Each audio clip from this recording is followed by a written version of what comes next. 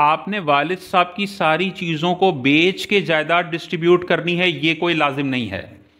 शरीयत कहती है कि अब्बा ने मरते वक्त जो जो जायदाद छोड़ी है, जो घर छोड़ा, जो फैक्ट्री छोड़ी, जो दुकान छोड़ी, जो सोना रुपया पैसा कपड़े जो भी छोड़ा है, अब उसमें सारे वरसा पार्टनर बन गए हैं। सारे वरसा उस माल के अंदर पार्टनर हैं और उनकी पार्टनरशिप का रेशो वही है जो कुरान में जिक्र हो गया।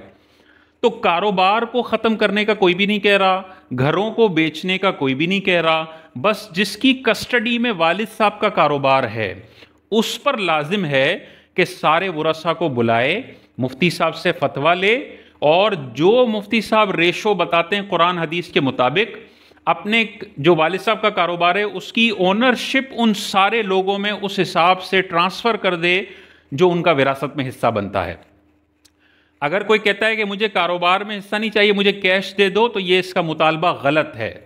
अब्बा ने अगर फैक्ट्री छोड़ी है तो तुम्हें फैक्ट्री में परसेंटेज पार्टनरशिप मिलेगी।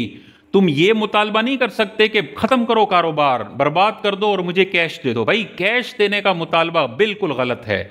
घर में अगर अब्बा ने घर छोड़ा है, घर का परसेंटेज तुम्हें मिलेगा।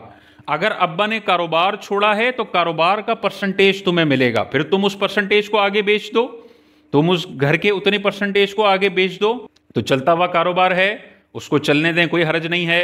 उसकी पार्टनरशिप का एग्रीमेंट कर लें अपने वरसा के साथ, दीगर वरसा के साथ, और प्रॉफिट शेयरिंग भी उसी हिसाब से होगी जो उनकी पार्टनरशिप है, और इस तरह से बिल्कुल सही हो जाएगा।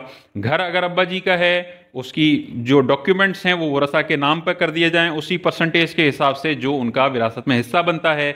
उसका अगर कोई किराया आता है तो वो किराया भी उसी हिसाब से डिस्ट्रीब्यूट हो जाएगा जो उनका विरासत में हिस्सा बनता है। तो हर चीज़ को लिक्विड करके, हर चीज़ को कैश में तब्दील करके विरासत को तकसीम करने का मुतालबा नहीं है। जिस शेप में अब्बा ने विरासत छोड़ी है उसी शेप में सारे वरसा को उनका हक दे देना ये ज़रूरी है।